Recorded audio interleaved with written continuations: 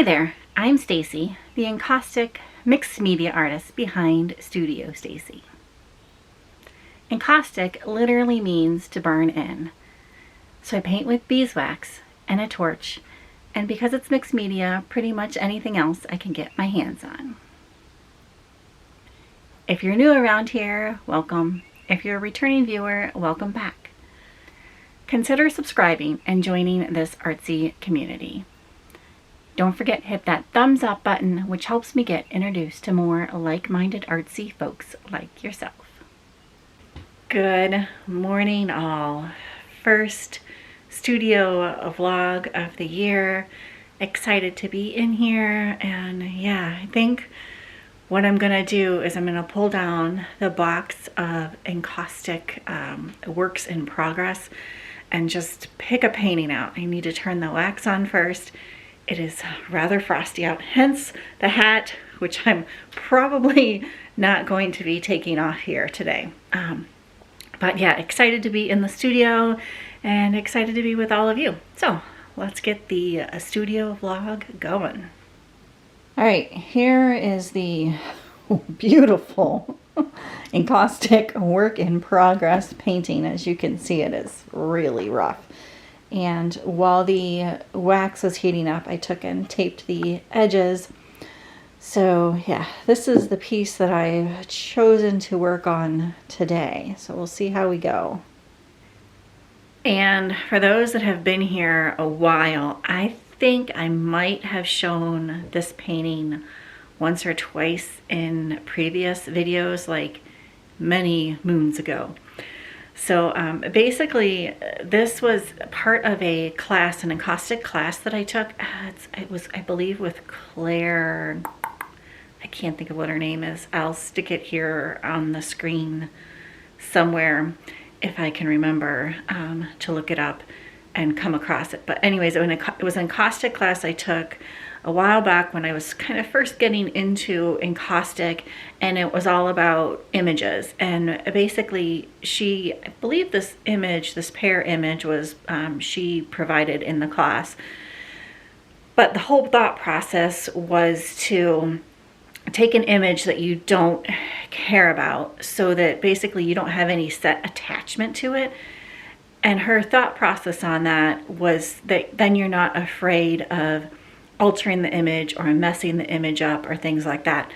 And while I definitely understand that thought process, I just want to cover this up because I think, again, because I have no attachment to it, that I don't really want to make a painting with a pear in it.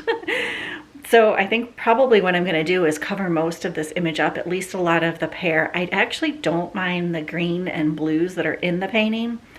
And again, I have absolutely no idea of where I'm going to take this or have any clue of how I'm going to rework this. But at any rate, that's my thought behind picking this one. It just needs redone, and I'm just planning on covering the pear up, pretending like it was never there.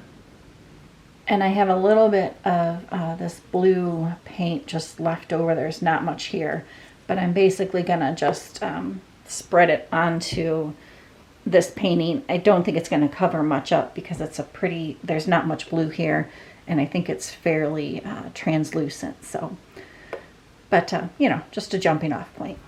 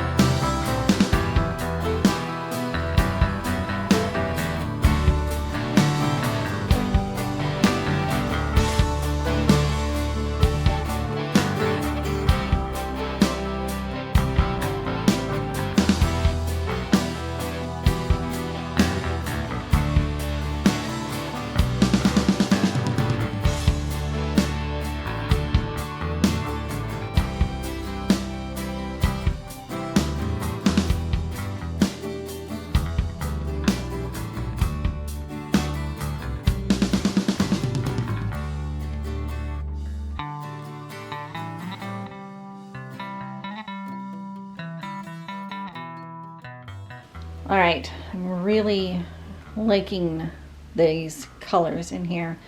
And if these are colors that I may or may not have put together without just kind of having this jumping off point. They're not the exact same colors that were in the initial painting.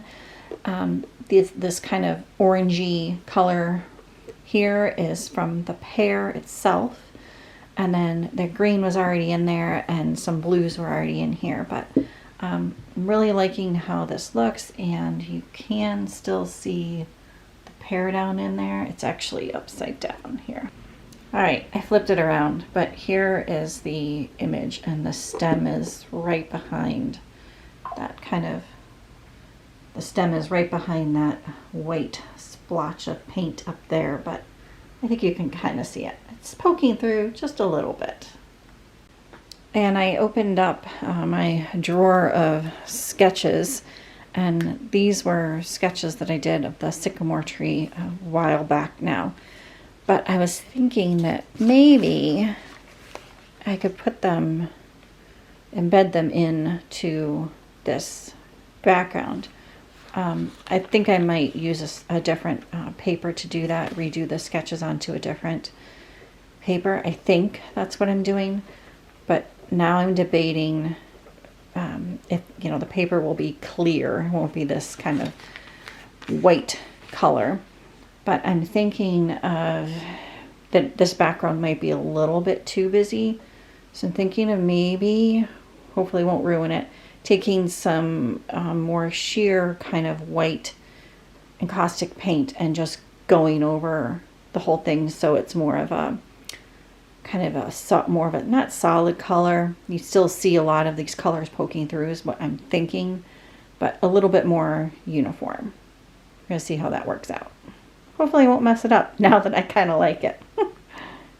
So what I'm gonna do is I'm gonna take some clear encaustic medium and stick it over here in this white paint area and use more medium than the white to make it more translucent. That's my thought process.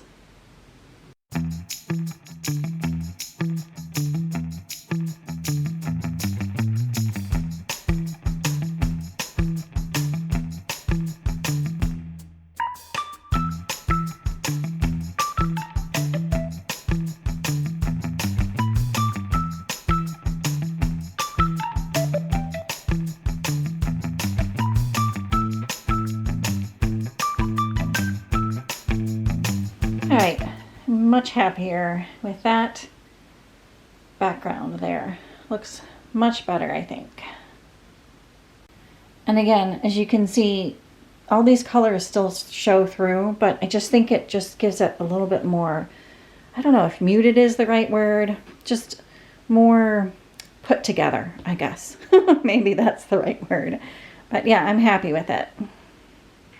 And most importantly, the pear is covered up. So kind of, I don't know, lesson here, if you will, but if you're going to use images in your art, I personally feel like they need to be kind of personal. So that's just my thought process on it. So I don't know, what do you guys think? If you use images in your art, do they have meaning to you, or is it just I mean, I get the idea of not ruining or not being afraid to ruin an image if it has no meaning to you. But I don't know, I feel like I connect more with it and I want to work on something if the image has meaning to me behind, or there's meaning behind the image. That's what I want to say. So anyways, I think I'm going to let you go here for today, and I will pick you back up. I don't know if I'll pick you up tomorrow or next week. Today is actually Thursday, so we'll see, but I'm going to pick you back up when I pick this painting back up, hopefully sooner than later. Good morning. Happy Monday. In the studio, sorry, that's my phone. Hold please, let me put that on silence. All right, sorry about that. Back. It is a winter wonderland outside, absolutely beautiful. I don't know if I'll have time later, but maybe I'll take you on a short little walk. But anyways, in the studio, and on a Friday I got in here briefly and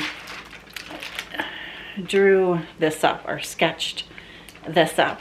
And basically I took some tracing paper, traced around the edges of this painting so I got the right size. And then I took some sketches that I had from, I think it was the sycamore tree branches, and I just kind of sketched those out and laid it out on here. And now what I want to do is put it onto another type of piece of paper to then embed that into this drawing. That's my plan. And the paper I'm using is Tenguchu, I think I'm saying that right, from Hiromi Paper Company. It's super, super thin and completely see-through. So I've tested this out before and it embeds really nicely into encaustic. So I think that's what I'm going to use. And I'm just going to trace this sketch from this tracing paper. I'm going to trace over it onto the Tenguchu paper.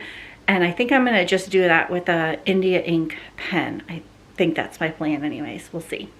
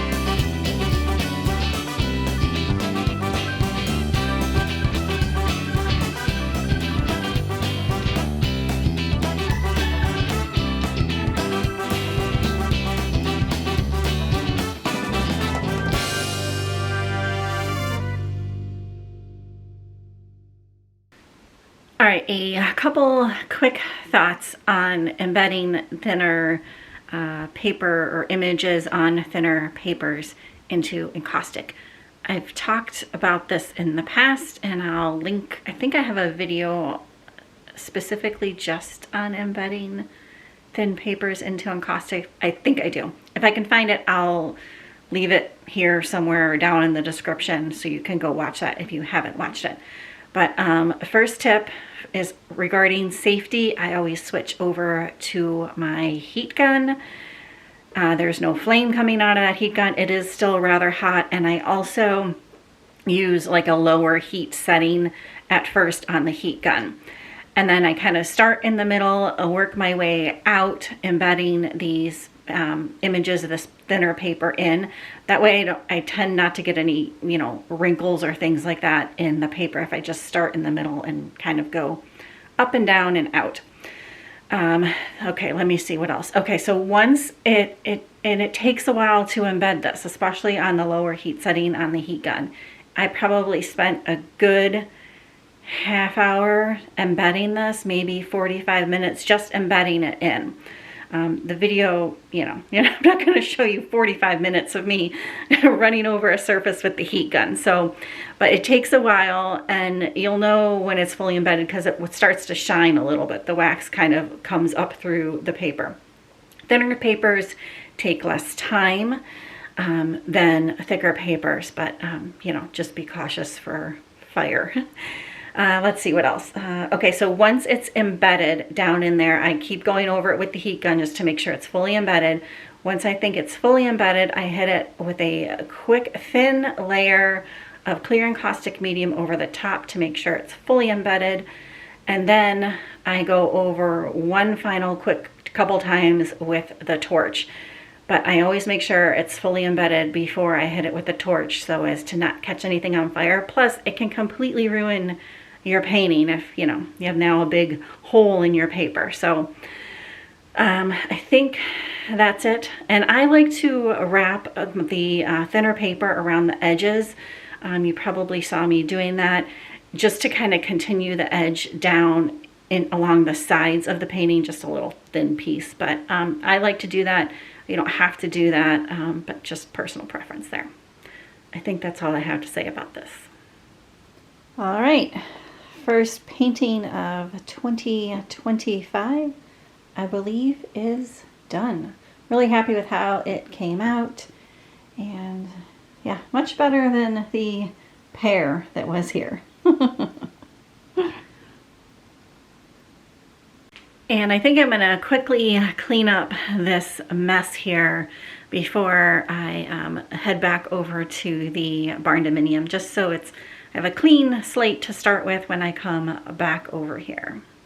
All right, all, this is where I'm going to leave you. If you have any questions, let me know down there below in the comments about this process or anything in general. Happy to answer it all. And yeah, I hope you enjoyed coming along. If you did, please give it a thumbs up. Truly appreciate it. And more painting videos coming your way. Thanks again so much for being here. I will see you on the next one. Bye for now.